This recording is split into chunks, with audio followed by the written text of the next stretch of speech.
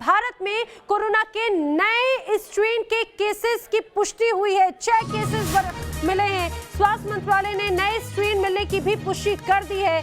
और आपको बता दें, बेंगलुरु लैब में 3 केस मिले, हैदराबाद लैब में 2 की पुष्टि हुई और पुणे में कोरोना के एक नए स्ट्रेन की पुष्टि की जा चुकी है। 6 मरीज मिले हैं और ये सभी 6 मरीज फिलहाल आइसोलेशन में रखे गए हैं, ये स्वास्थ्य मंत्रालय ने बता दिया है। तो एक तरफ कोरोना की दहशत और उसके बाद में एक कदम और आगे बढ़ते हुए ये बता दें कि कोरोना का जो नया स्ट्रेन मिला, अब उससे हड़कंप मचना तय है, क्योंकि खासतौर से दुनिया में जिस तरह से लगातार ब्रिटेन के बाद में कुछ और इलाकों में भी इनकी पुष्टि की गई और भारत में भी अब 6 मामलों की पुष्टि की जा चुकी है। हालांकि स्वास्थ्य मंत्रालय का कहना है कि घबराएं नहीं, पैनिक ना हो, लेकिन अलर्ट जरूर रहें, सचेत जरूर रहें। कोरोना की ही तरह इस नए स्ट्रेन से बचने के लिए जो एहतियाती कदम है उन्हें बरकरार रखना बहुत ज्यादा जरूरी है।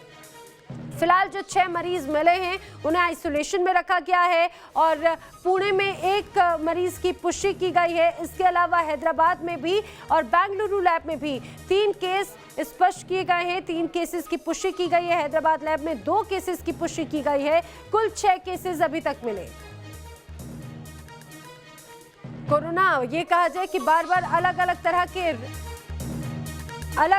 के अब उसकी स्ट्रेन या अलग अलग नेचर सामने आ रहा है। राहुल जबास और यासिर मुश्ताक मेरे सहयोगी मेरे साथ में जुड़े हैं। सबसे पहले राहुल का ही रुख करना चाहेंगे। राहुल, क्या जानकारी है? स्वास्थ्य मंत्रालय ने पुष्टि कर दी, हालांकि ये भी कहा गया है कि पैनिक ना हो।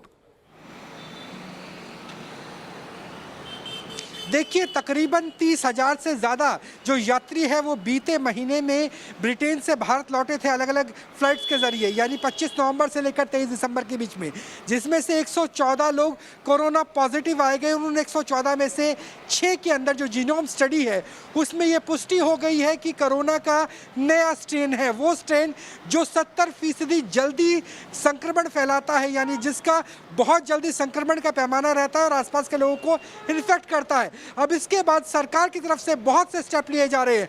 पहला स्टेप ले कि जो 6 यात्री मिले हैं जिनका जीनोम स्टडी के बाद पॉजिटिव आए हैं और नए स्ट्रेन के पॉजिटिव आए हैं, जो डॉक्टर, जो नर्स, जो मेडिकल स्टाफ उनका इलाज कर रहे हैं, अब उन्हें भी क्वारंटाइन किया जाएगा। उनका इलाज अलग तरीके से किया जाएगा।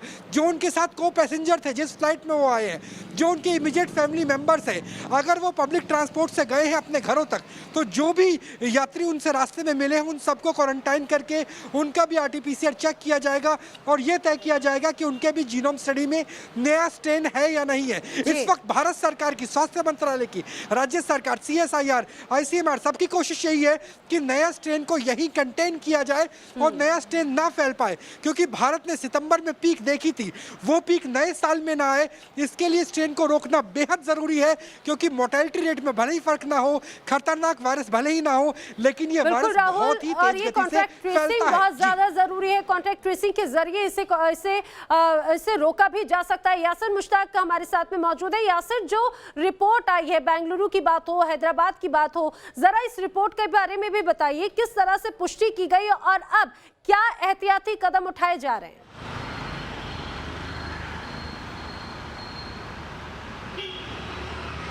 देखिए, अगर हम कर्नाटका की बात करें तो करीब 2,500 लोग जो है वो UK से कर्नाटका आए थे पिछले 1 महीने में। जब नए स्ट्रेन की खबर आई तो सरकार की तरफ से कदम उठाए गए और सबसे संपर्क साधा गया और इनके RT-PCR टेस्ट कराए गए।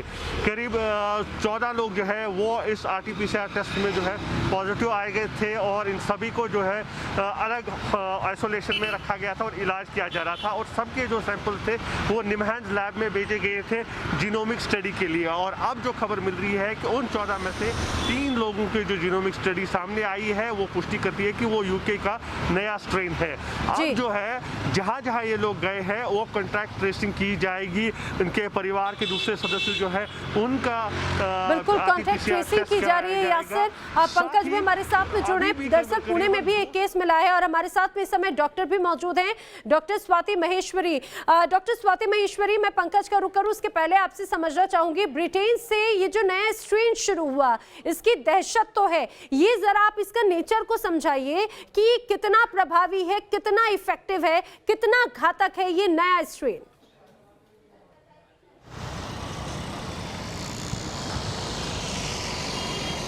डॉक्टर स्वाति को मेरी आवाज आ रही है? जी जी जी हाँ, मैं ये कह रही हूँ कि जिस तरह से अभी वेरिएशन हुए हैं, म्यूटेशन हुआ है वायरस में, उस हिसाब से अगर हम देखें तो इसकी ट्रांसमिसिबिलिटी जो है, यानी कि एक व्यक्ति से दूसरे व्यक्ति में जाने की जो संभावनाएं हैं वो 70% तक बढ़ गई हैं। इसी वजह से हमने यूके में देखा कि बहुत तेजी से लहर आई, बहुत ज्यादा लोग प्रभावित हुए और अब बच्चे भी इस नए वायरस से ज्यादा प्रभावित हो रहे हैं। लेकिन वहीं अगर हम ये देखें तो ये वायरस बहुत ज्यादा तीव्र बीमारी नहीं कर रहा है या बहुत मृत्यु दर को नहीं बढ़ा रहा है। लेकिन चिंता की बात यही है कि हमारी आबादी बहुत ज्यादा है भारत में, और ऐसे में अगर कोई ऐसा वायरस आता है जो कि ज्यादा तेजी से आग की तरह फैलता है, तो ऐसे में हमारे जो हॉस्पिटल्स हैं वो ओवरलोडेड होने शुरू हो जाएंगे, वहां ज्यादा लोग पहुंचने शुरू हो जाएंगे और ये चिंता का विषय बन जाएगा।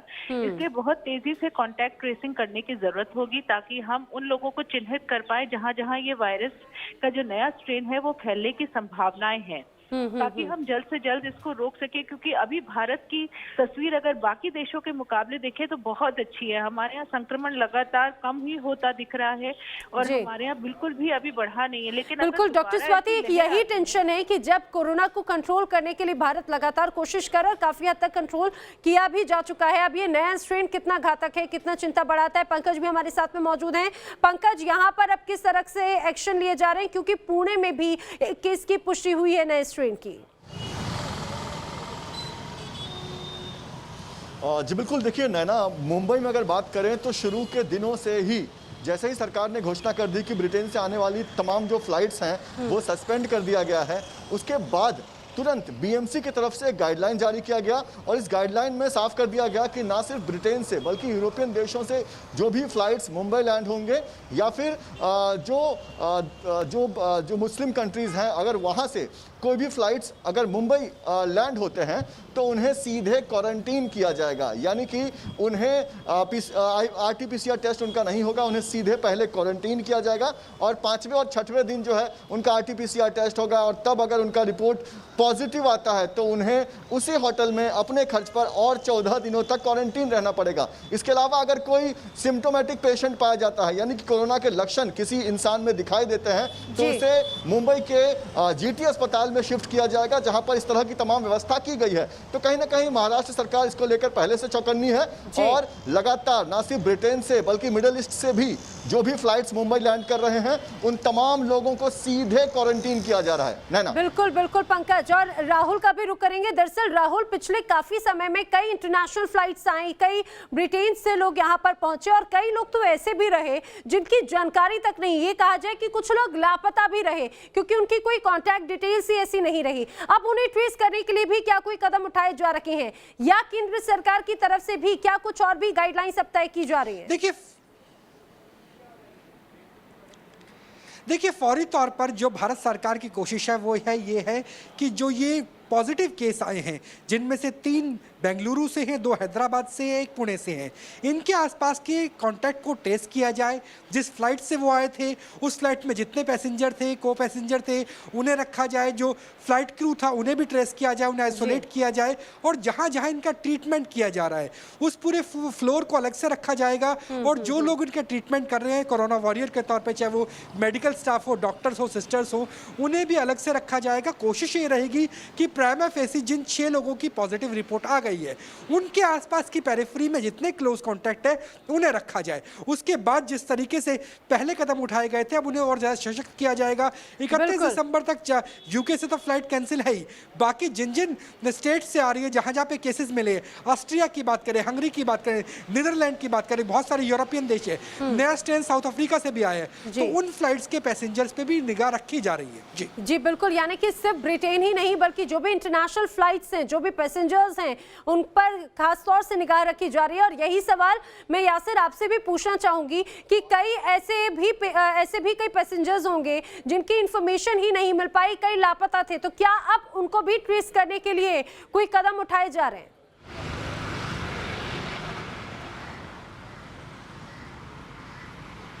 जी बिल्कुल, देखिए अगर हम कर्नाटका की बात करें 100 से ज़्यादा ऐसे पैसेंजर थे जिनसे संपर्क नहीं साधा जा सका था क्योंकि उनके मोबाइल फ़ोन जो थे स्विच ऑफ आ रहे थे। जो सिविल एविएशन से इंफॉर्मेशन मिली थी, जो फ़ोन नंबर मिले थे, उन पर जब कॉल किया गया था वो स्विच ऑफ आ रहे थे। अब जो है प्रशासन ने सभी डिस्ट्रिक्ट एडमिनिस्ट्रेशन को ये हिदायत दी है कि वो उन फ़ोन नंबर्स पे जो एड्रेस दिए हैं वहाँ पे उनके एड्रेस पे चले जाएँ और वहाँ पे कंफर्म करें कि क्या वो पैसेंजर वहाँ पे आया है या नहीं है और इस समय कहाँ पे है, और तुरंत जो है उनका RT-PCR टेस्ट कराया जाए और उनको आइसोलेशन में रखा जाए जब तक कि RT-PCR टेस्ट की रिपोर्ट नहीं आती है। वहीं दूसरी तरफ फिलहाल जो है सरकार का कहना है कि घबराने की जरूरत नहीं है। 2,500 लोग यहाँ आए थे, सिर्फ 14 पॉजिटिव पाए गए थे और 14 में से सिर्फ 3 में जो है यूके का स्ट्रेन पाया गया है। घबराने की जरूरत नहीं है, पैनिक नहीं होना है। और ये 3 लोग जो है जिनको ब्रिटेन का जो नया स्ट्रेन मिला है, इन तीनों को आइसोलेशन में रखा गया है और इनका ट्रीटमेंट जो है चल रहा है। बिल्कुल, आइसोलेशन जारी है और ट्रीटमेंट जारी है, लेकिन अब ऐसे में एहतियाती कदम उठाना बहुत ज्यादा जरूरी है। आप सभी का शुक्रिया। हमारे साथ में यासिर, राहुल और पंकज जुड़े, साथ ही साथ डॉक्टर स्वाति भी हमारे साथ में जुड़ी।